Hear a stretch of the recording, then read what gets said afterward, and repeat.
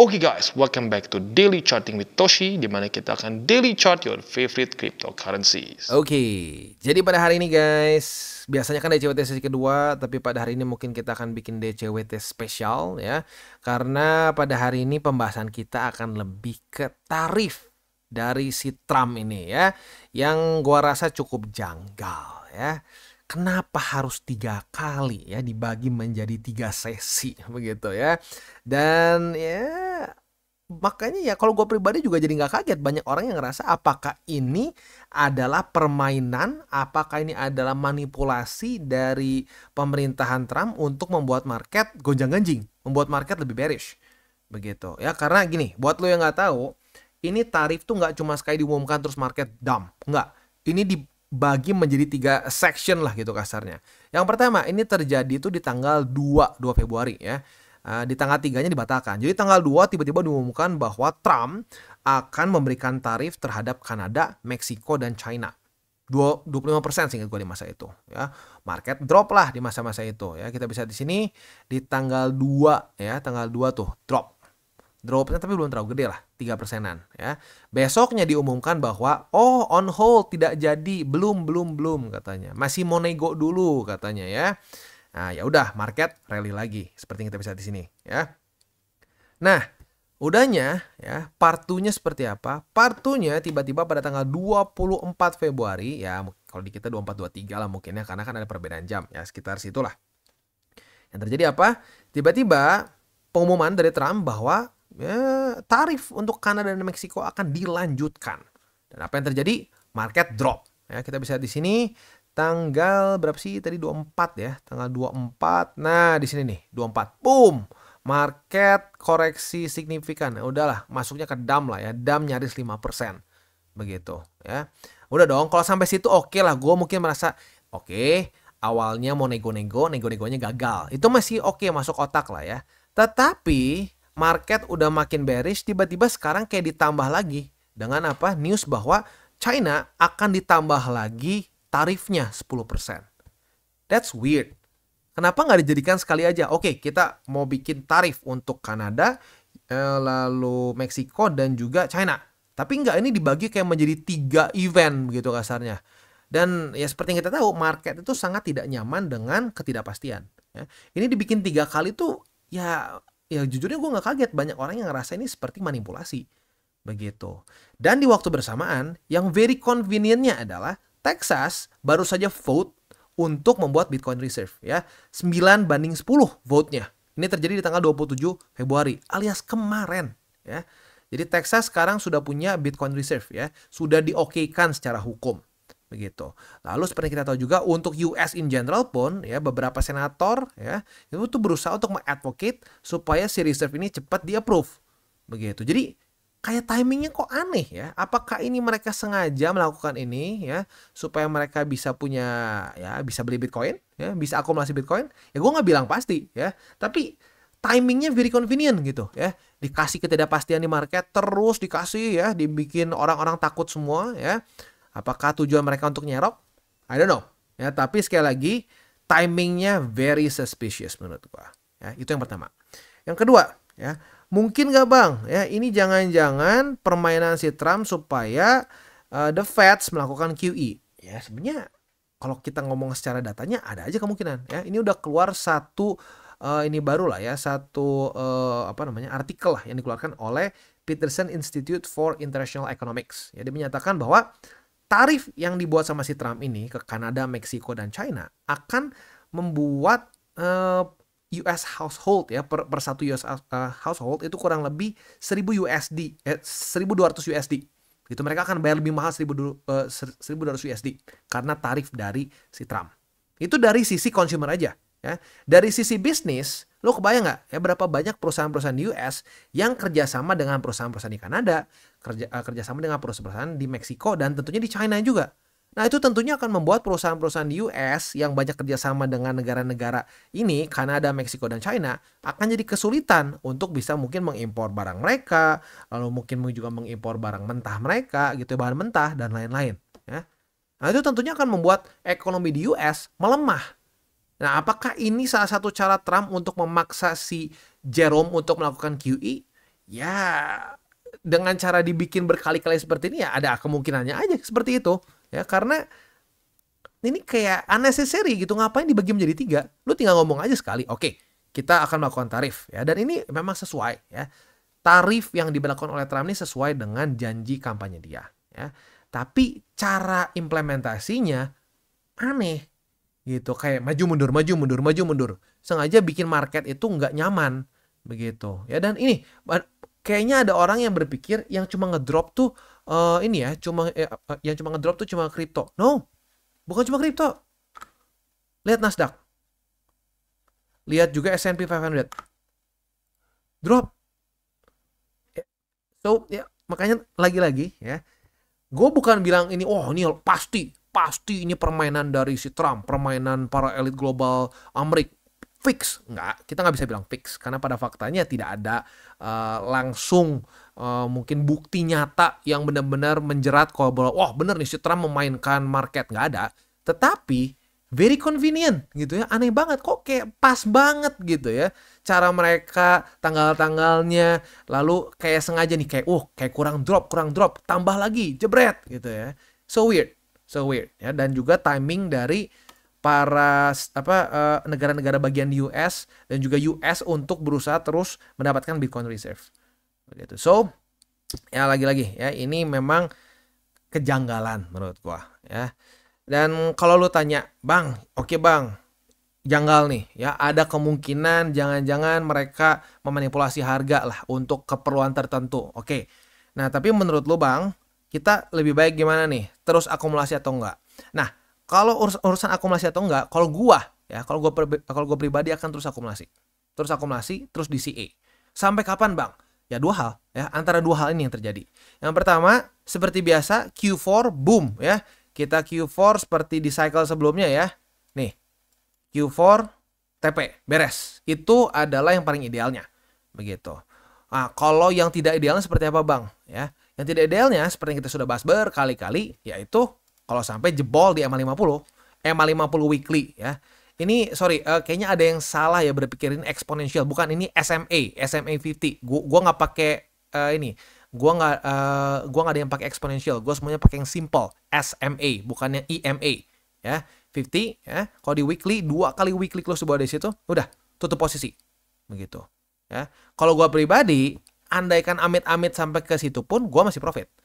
Begitu. Itu yang gua ya. Kalau lu ya tergantung lu sendiri bagaimana. Begitu ya. Lagi-lagi di market itu selalu ada resiko. Begitu. Gua udah bikin posisi gua ya resikonya worth it. Begitu. Nah, kalau lu pribadi masing-masing gimana ya nggak tahu. Karena setiap orang tentunya masuknya berbeda-beda.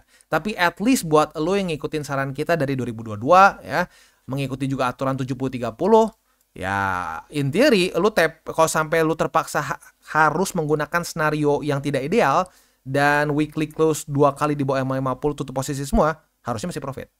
Begitu. Ya. Oke, itu mungkin kurang lebih gambaran besarnya. Begitu. Dan kalau misalkan ngomongin secara TA, Bang, ada nggak sih Bang kemungkinan scenario yang menarik buat dibahas? Ada juga sebenarnya ya, yaitu seperti di tahun kemarin. Di tahun kemarin kita bisa di sini ya. Dia itu jebol MA50 dan retest ke MA50 sebagai support ya. Apakah akan terulang lagi ya? Kita di bawah weekly close, ke reject dulu berapa lama di MA50 terus naik lagi ke atas? Maybe. Nah, tetapi ya itu semua masih bentuknya itu adalah scenario.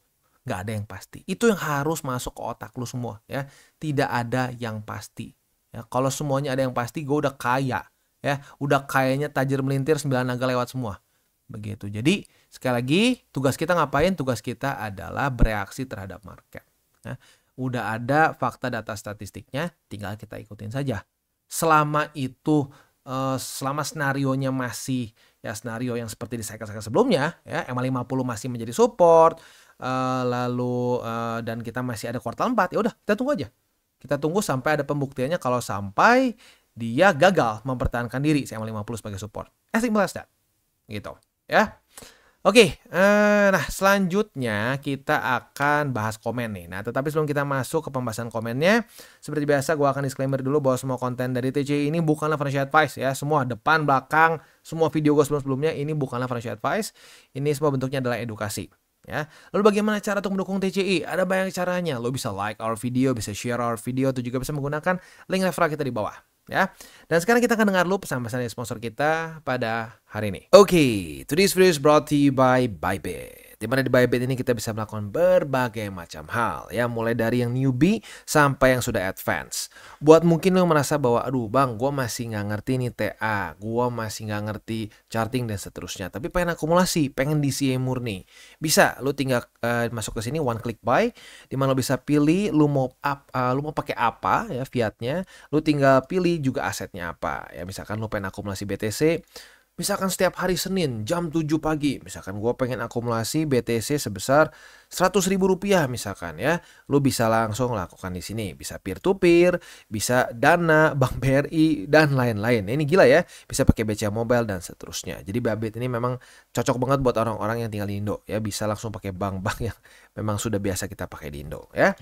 Nah, buat yang intermediate sampai advance juga di sini ada spot, nah, dan juga ada leverage tokens, dan tentu juga ada derivatives trading, di mana kita bisa menggunakan kontrak yang USDT maupun USDC. Jadi di sini lo bisa pakai USDC ya, karena nggak semua exchanger bisa menerima untuk futuresnya pakai USDC ya.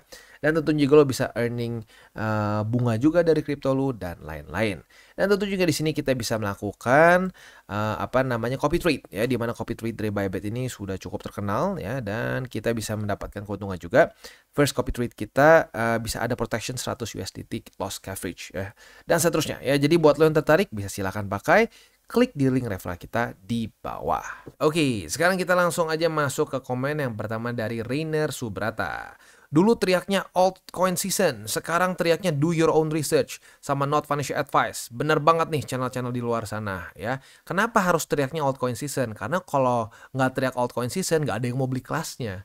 Begitu ya, jadi ya semoga orang-orang pada belajar ya.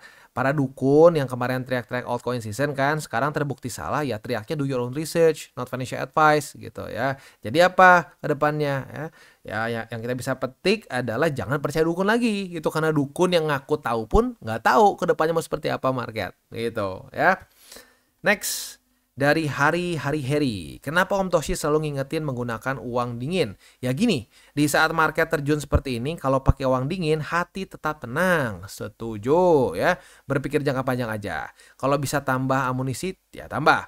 Turun tuh bukan panik, tapi beli. Justru ini kesempatan. Alhamdulillah, walaupun pemula, tapi dengar penjelasan Om Toshi, langsung masuk ke hati dan bikin tenang di market. Mantap, ini sampai udah di like dulu sama Sato ya. Ini juga like sampai 11 ya. Jadi apa ya, pakai uang dingin, berpikir jangka panjang, nggak over leverage. Ya sebenarnya bro hari ini sedang menggunakan 3 golden rules ya. Mantap. Next. Dari Mumobilkoi, gas terus Babah Toshi. Wah, ada nickname tambahan nih. Ada Emak, ada Babang, ada Babah, ada Mamak ya, dan seterusnya ya. Udah nyentuh 79k nih. Wah, tadi sempat lebih dalamnya 78. Ingat, selalu gunakan 3 golden rules. Pertama, selalu pakai uang. Waduh, ini kayaknya iseng nih ya. 1, pakai uang panas. Ya, kedua, over leverage. Ketiga, berpikirlah jangka pendek. Dijamin Anda akan kaya. Kaya hutang dan stres berkepanjangan ya. Ya, ini tinggal dibalik aja ya. Ini bercanda maksudnya ya. Jangan pakai uang panas ya. Jangan over leverage. Ya, berpikir jangka panjang ya. Ini sekali lagi bercanda ya. Tapi ya apa namanya, kadang-kadang mungkin harus diginiin ya, dibecandain, jadi inget. Sehat sukses selalu untuk Babah Toshi dan semua teman-teman yang mengikut channel ini. Mantap ya. Next. Dari Nilun 666 ya. Thanks Bang Toshi. Gua jadi lebih enjoy habis lihat video ini meskipun merah porto.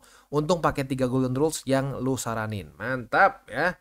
Ya, lagi-lagi 3 golden rules terdengar simple. Kerasanya waktu market ngedrop kayak gini. Bener ya, 3 golden rules itu penting ya. Iya, baru kerasanya saat telat sayangnya ya. Nah, tapi buat lo yang sudah pakai kan, ya enak kan ya.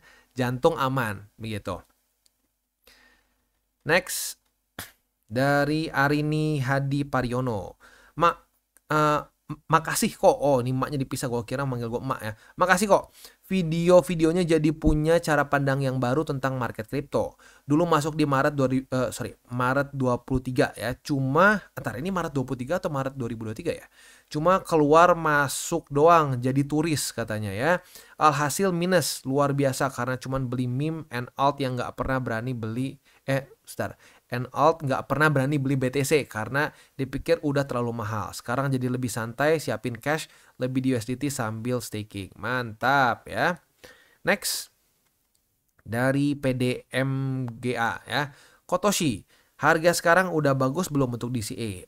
Nggak ada yang harga bagus untuk DCA. Nggak ada harga yang udah bagus atau belum bagus. Selalu bagus. Terus aja akumulasi gitu ya. Terus untuk kedepannya saya mau tanya, menurut Kotoshi apakah Trump sengaja mainin market biar dia pas pantesan di highlight sama Sato ya. Ya ini literally pembahasan yang tadi di depan ya. Ya otomatis belum tahu karena ini belum diupload ya videonya ya. Mainin market biar dia serok di harga lebih murah. Kan iming-iming kemarin tuh Trump mau jadiin cadangan Bitcoin buat negaranya. Mohon penjelasannya. Ya lagi-lagi itu sudah kita bahas di depan dan ya sekarang makin kerasa kayak begitu karena ya seperti yang tadi kita sudah ngomong ya panjang lebar di depan. Ini ngapain dibikin 3 kali itu untuk urusan tarif. Kayak sengaja bikin market panik begitu ya. Next. Dari RF Taufik Ismail. Kotoshi, BTC saya average 60k tapi gagal TP waktu all time high. Aduh, sayang ya padahal kita dapat 2 posisi TP ya. Ya, pembelajaran pertama. Kalau keluar SOP TP ya harus TP begitu. Dan kita waktu itu udah bahas juga ya TP berapa kali untuk BTC dan lain-lain ya. Karena masih kurang dari target. Sekarang sebentar, ini kurang dari target. Oh, berarti mungkin ini ya, lu DCA murni kayaknya ya. Oke, kalau DCA murni sih ya nggak masalah. Ya kalau pakai TA ya sayang nggak TP sebenarnya ya. Sekarang ada uang dingin lagi. Baiknya saya tambah muatan di spot yang Kotoshi sebut 79k atau nunggu minus dulu. Mohon arahannya. Terus DCA. Terus aja DCA dan gini kalau lu harus tahu dulu lu mau pakai DCA-nya apa nih? DCA murni. Jadi lu cuma pakai waktu aja per 2 minggu sekali, per seminggu sekali gitu. Nah, itu lu nggak usah lihat harga, terus aja akumulasi mau naik turun terus ya. Tutup mata aja nggak peduli ya. Tapi kalau mau pakai TA ya ikutin struktur-struktur support yang kita bahas di DCWT begitu ya. Tapi terus aja DCA sampai ya kalau gua ya at least ya, kalau gua akan terus DCA sampai amit-amit kalau weekly close 2 kali di bawah dari MA50. Contoh 2 kali itu kayak apa? Di sini nih ya. Ini jebol kan? Jebol. 1 2 udah tamat bear market nih ya. 1 2 kali ada weekly close mau bearish mau bullish tapi kalau udah 2 kali di bawah tamat begitu ya. Itu safety belt kita gitu. Dan juga SOP untuk ya udah tutup semua posisi begitu. Oke. Next ada di pertanyaan dari Iqbal Ibanks. Yang pakai uang dingin aja udah mulai deg-degan, apalagi yang pakai uang panas. Apalagi uang orang atau utang. Waduh, itu paling nggak boleh ya, paling haram tuh. Mereka sekarang lagi nyari gedung tinggi, lagi pilih-pilih gedung yang paling tinggi. Waduh. Aduh, hati-hati ya, hati-hati jangan sampai kayak begitu. Ya, jadi sekali lagi 3 golden rules itu mungkin kalau market lagi bullish orang kayak iya terserah ya nggak akan kaya dari cara begitu. Taunya kalau udah kayak begini baru kerasa manfaatnya 3 golden rules ya.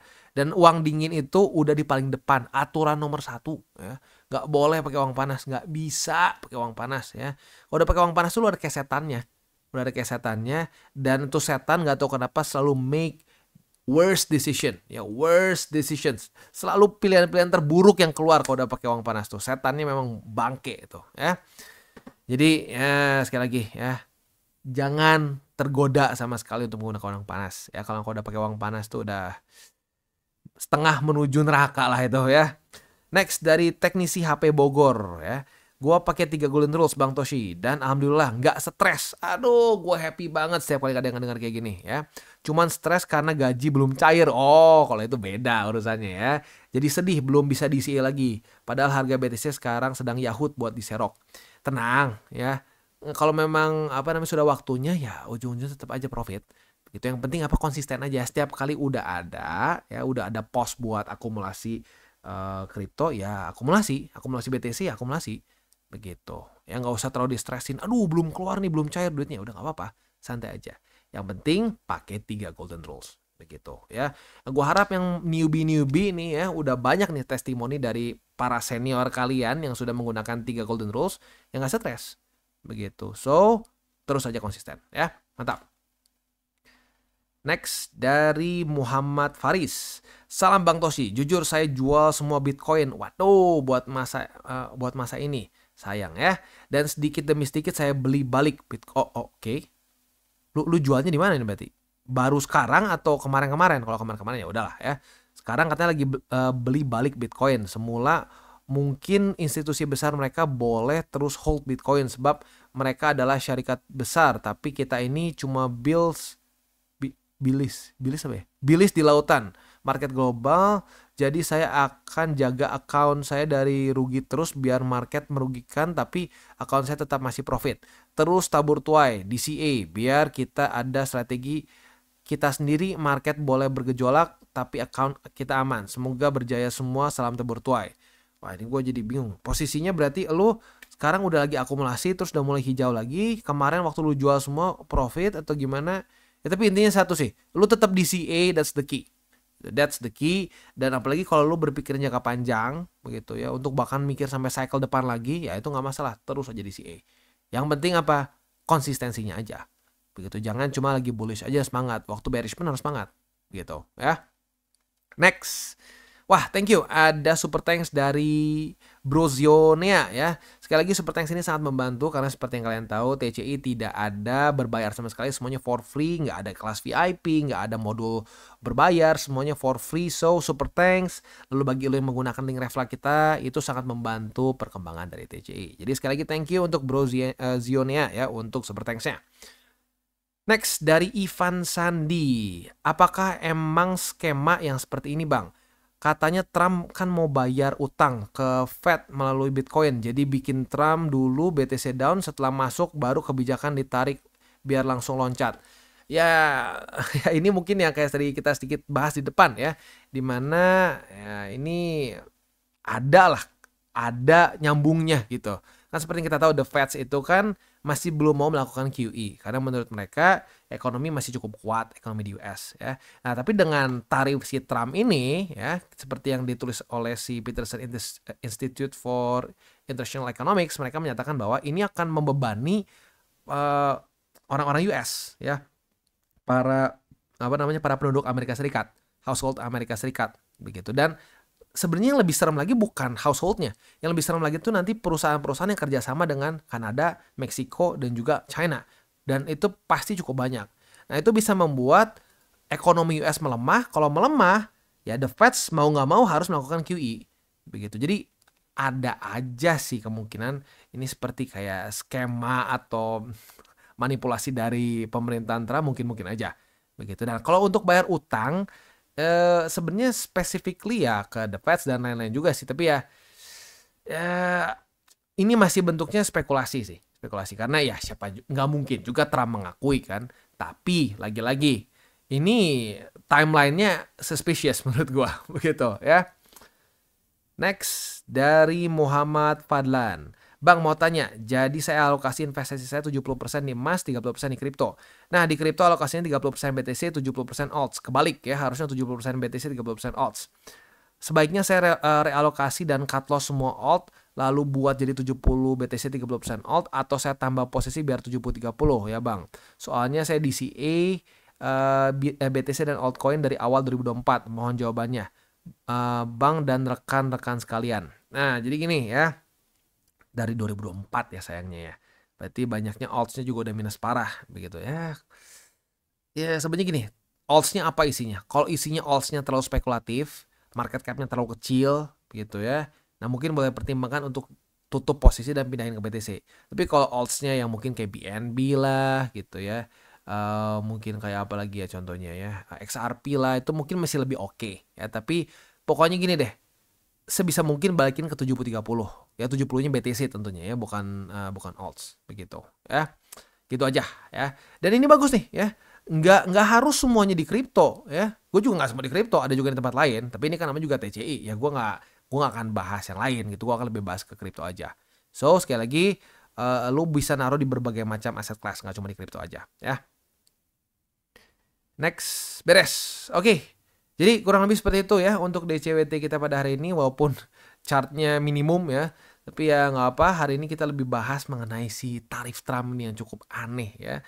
Nah ya tinggal kita lihat aja, tinggal kita lihat nanti kalau sampai beneran nggak nih. Jangan-jangan QE mulai diberlakukan gara-gara ini. Atau mungkin nanti tiba-tiba ini semua di-approve si Bitcoin Reserve-nya, tiba-tiba mereka beli banyak ya. Ya lagi-lagi itu semua harus dibuktikan nanti saat sudah terjadi. Begitu. Ini sekarang masih teori aja, masih teori konspirasi. Begitu ya. Tapi sekali lagi timingnya very strange, seperti dibuat begitu ya. Jadi ya kalau gue pribadi seperti yang gue sudah bilang tadi di depan, gue akan tetap akumulasi ya, dan lebih berat di BTC 70% gitu. Nah, sisanya ya udah aja kita tunggu sampai pembuktiannya nanti gimana ya. Kalau sampai ternyata masih seperti cycle-cycle sebelumnya tetap di kuartal 4 ya sudah. Berarti ini menunjukkan bahwa statistik ini bermain lagi. Begitu. Dan kalau sampai amit-amit 50-nya jebol ya udah tutup posisi di situ. Gitu. Jadi kalau gua sih trading simple ya. Gua trading simple, nggak mau dibikin rumit. Hidup udah rumit, jangan dibikin tambah rumit lagi. Gitu ya. Oke, itu kurang lebih untuk DCWT kita. Selanjutnya kita tutup dengan 3 golden rules. Jangan pakai uang panas, jangan over leverage, berpikirlah jangka panjang. Dan salam tabur tuai. Apa yang lo tabur akan lo tuai, jadi taburlah sebanyak mungkin hal baik. Oke guys, jadi itu adalah akhir dari segmen DCWT kita pada hari ini. Dan jangan lupa bagi kalian yang merasakan manfaat dari segmen ini, jangan lupa untuk share ke teman-teman kalian. Dan apabila lu pengen mensupport channel kita, ya TCI, jangan lupa untuk menggunakan link referral kita di bawah. Nggak wajib ya, tetapi apabila lu menggunakan link referral kita di bawah, ada macam-macam ya, dari Bybit, Huobi, Maxi, toko kripto, dan banyak lagi ya. Ya, walaupun nggak wajib, tapi kalau menggunakan link referral kita, lu secara langsung membantu perkembangan dari TCI. Dan satu lagi, jangan lupa juga untuk join Telegram group kita, di mana kita bisa ngobrol-ngobrol santai mengenai dunia cryptocurrency secara 2 arah. So, jangan lupa untuk like, subscribe, click the bell icon, and see you on the next video.